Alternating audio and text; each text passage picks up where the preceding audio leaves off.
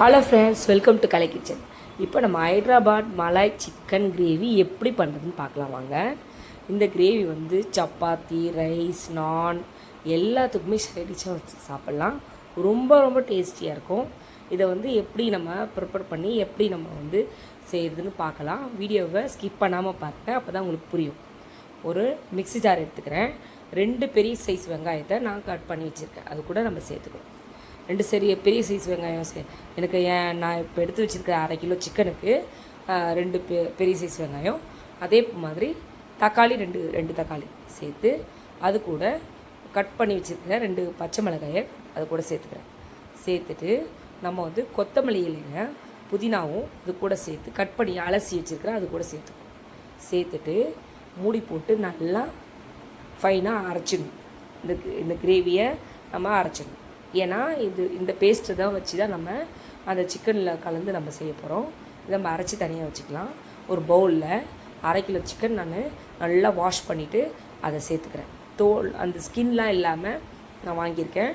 அது மாதிரி நல்லா வாஷ் பண்ணி நல்லா க்ளீனாக பிறகு அது ஒரு பவுலில் சேர்த்து நம்ம வந்து இஞ்சி பூண்டு பேஸ்ட்டு 1 டேபிள் ஸ்பூன் அளவுக்கு நல்லா அது கூட சேர்த்துட்டு, அதுக்கப்புறமா வந்து நான் ரெட் சில்லி இல்லையே, காஷ்மீர் சில்லி, அது 1 ஸ்பூன் சேர்த்துட்டு 2 டேபிள் ஸ்பூன் அளவுக்கு நம்ம குழம்பு மிளகாய் தூள் நம்ம வீட்டில் இருக்கக்கூடிய அரைச்சி வச்சோம் அதை சேர்த்துக்கிட்டு, ஒரு கப்பு அளவுக்கு தயிர் அதையும் சேர்த்துட்டு, நம்ம கருவேப்பிலை இலைகளை சேர்த்துட்டு, அது கூட நல்லா உப்பு சேர்த்து கலந்து விட்டணும். உப்பு நான் சேர்க்குறத காமிக்கல. நல்லா கலந்து விட்டு இது கூட நல்லா ஒரு 1/2 hour ஊற வச்சிடணும்.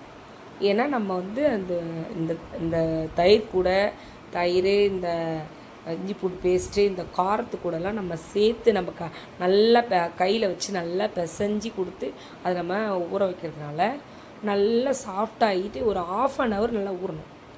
கலந்து கொடுக்கணும். கையில் வச்சு கலங்கும்போது நல்லா கலந்து வரும்.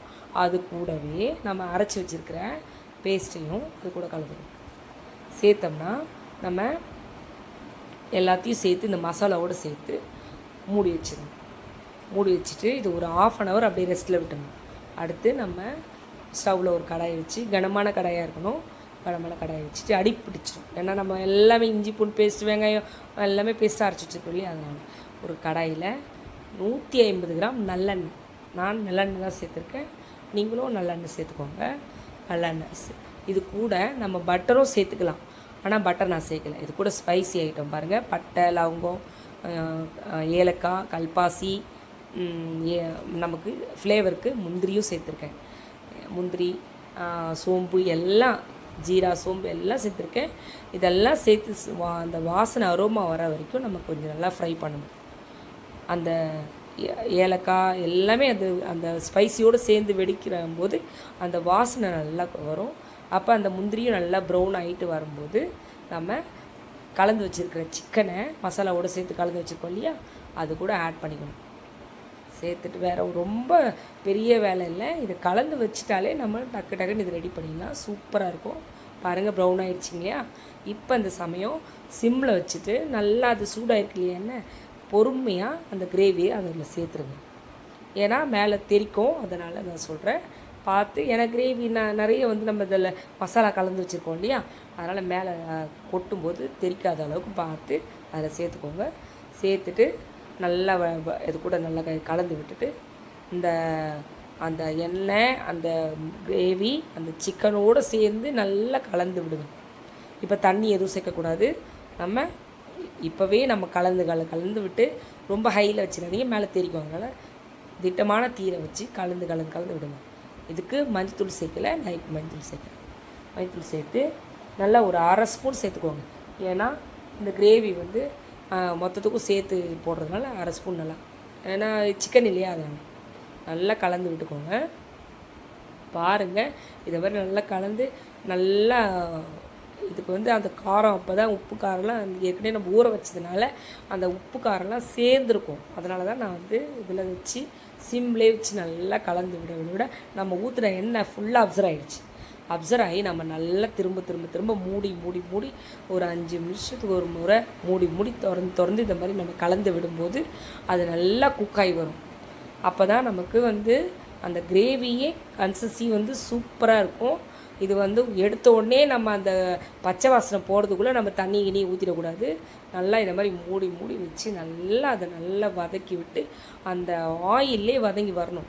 ஏன்னா நம்ம இஞ்சி பூண்டு பேஸ்ட்டெல்லாம் நம்ம டைரெக்டாக தான் போட்டிருக்கோம், நம்ம அதில் எண்ணெயெல்லாம் போட்டு வதக்கலை. இதில் போட்டு அந்த கிரேவியோடு சேர்த்து வதங்கும் போது நம்ம எந்த அளவுக்கு மசாலா சேர்த்துருக்குறோமோ அந்த மசாலாவோடு சேர்ந்து அந்த பச்சை வாசனை அரோமாலாம் போகிற அளவுக்கு நல்லா கலந்து விட்டு வதக்கணும். இந்த மாதிரி பாருங்கள், இந்த மாதிரி தான் நல்லா அதுக்கு வந்து தெரிக்கும், அது கொப்பளிக்கும். நல்லா அது கொப்பளிக்கும் போது நம்ம கொஞ்சம் தள்ளி இருந்து பார்த்து அது என்னடா இது சீக்கிரம் கொப்பளிச்சிச்சு, இது போதும் இருக்கிறது தண்ணியை ஊற்றி மூடி வச்சிருவோம்னு மூடி வைக்கக்கூடாது. இதில் அந்த அந்த இது டேஸ்ட்டே, இந்த கிரேவியோட டேஸ்ட்டே நம்ம கலந்து விட்டு மூடி மூடி அந்த சிக்கனை அதில் வேக வைக்கிறது தான் சூப்பரான டேஸ்ட்டு கொடுக்குங்க. இதை மாதிரி பண்ணுங்கள். இது பாருங்கள், இந்த மாதிரி நல்லா இது கலந்து விட்டுட்டு அதுக்கப்புறமா நம்ம கலந்து வச்சுருந்த சிக்கன் பாத்திரம் இருக்கு இல்லையா, அதில் எவ்வளோ தண்ணி இருக்கோ அப்படியே கொஞ்சம் ஒரு 1/2 டம்ளர் 3/4 டம்ளர் தண்ணிக்கு வச்சு நம்ம கலந்து விட்டு அதோடு கலந்து மூடிடணும். நல்லா கலந்து விட்டு மூடிட்டிங்கன்னா அது நல்லா ஒரு 20 நிமிஷம் நல்லா வேகட்டும். 15 to 20 மினிட்ஸ்க்குள்ளே வேகட்டும். வெந்துட்ட பிறகு திரும்பவும் அதே தீயில் தான், ரொம்ப ஹையில் மட்டும் வச்சிடாதீங்க, திஞ்சிடும்னா தண்ணி சீக்கிரம் அந்த அப்சர்வ் ஆகிடும், அப்புறம் சீக்கிரமாக கருகி போயிடும்.